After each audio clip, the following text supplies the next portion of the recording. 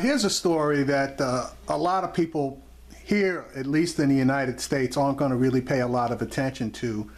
It'll get its 30 minutes of coverage and then possibly disappear. But I think that this story needs to be paid attention to.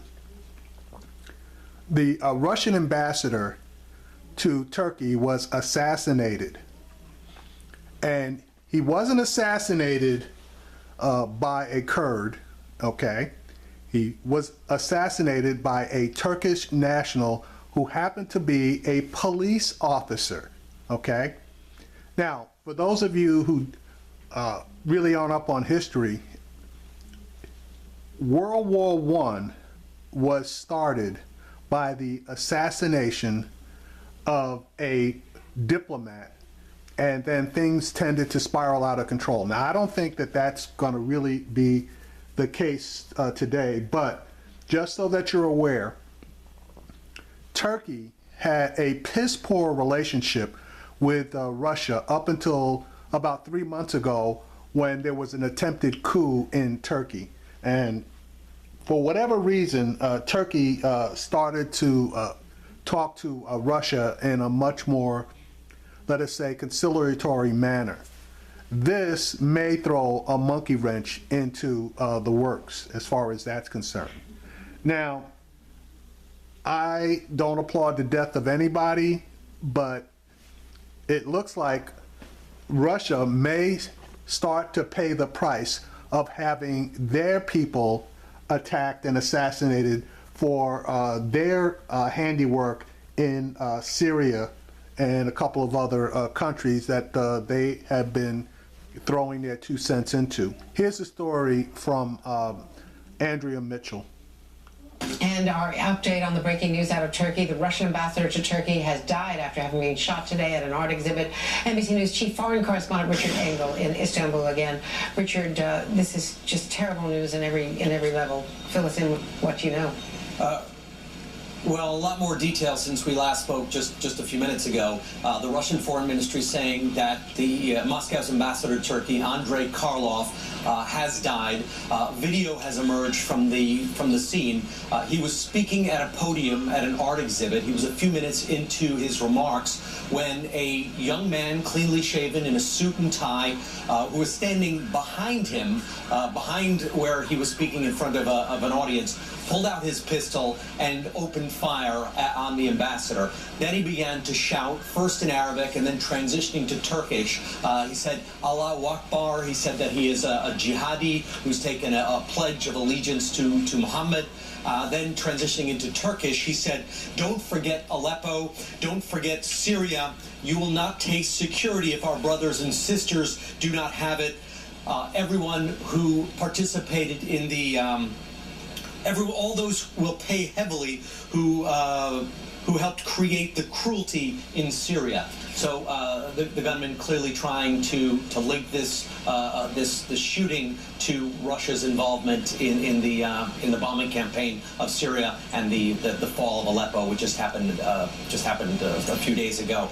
There are numerous reports in this country that the gunman was a young man, 22 years old, a Turkish national, and that he may have been a police officer, which would explain how he was able to get into that location dressed the way he was, in a dark suit, carrying a weapon, and then taking that very sensitive position, standing behind the ambassador as he gave his remarks. Well, that still is shocking, Richard. We're showing right now is a still, if we can get that back up, of him, the suspect, alleged suspect, with a gun in one hand, speaking with his hand raised, and the assassinated Russian ambassador at his feet. So there could not be more dramatic evidence. Notice he's holding up one finger. Right. That is a symbol that a lot of jihadis use to show monotheism, to show one God. And so if you look at a lot of photographs of ISIS fighters, but other fighters who profess a similar ideology, they often adopt that pose with one finger raised as a symbol that there is one God, one path, one faith. So he started shouting Allahu Akbar. He's holding up one finger.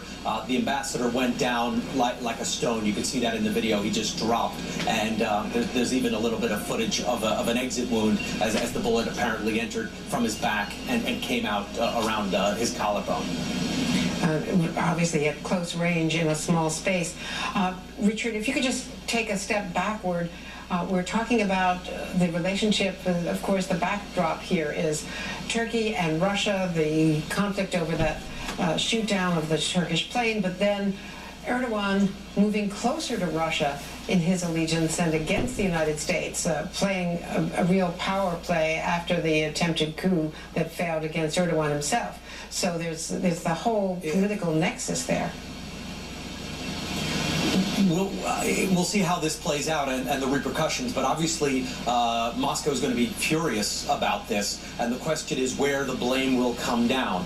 There will be some anger at Turkey, obviously, if in fact it is confirmed that this man was a police officer, as reports in this country indicate. How did he get in the room? Where was the breakdown of security? Relations between Russia and Turkey had been terrible up until a few months ago when there has been this rapprochement between the two countries, but most likely a lot of the anger is going to be focused at Syria itself.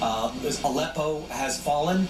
The next cities that the Syrian government and Russia are likely to target are one of the last rebel strongholds in and around the city of Idlib and its environment. So I think it's very possible we could see a very angry response on the ground after this escalation in Syria. But there will certainly be questions asked about did Turkish authorities do enough to protect this critical diplomatic individual? All right, so what I think is probably going to go down is the Russians and the Syrians who have already made numerous violations of human rights, killing innocent civilians without any thought or consequence. Well, now they're going to go after the rebels even harder. But what I think possibly could happen as well is the rebels are going to splinter, and now you're going to see a whole bunch of hit and run situations where they start trying to kill off Syrian officials, Russian officials, and Iranian officials in a helter-skelter manner. So this is going to get live really fast. But again, I think it's important that we, take a look at what's going on as far as the Russians getting involved, more so involved, and doing things that they absolutely should not be doing, and the Islamic people, and not necessarily Islamic people, but the rebels taking a more, shall we say, direct path to the powers that be in the various countries. And again, that's Syria, Iran, and Russia.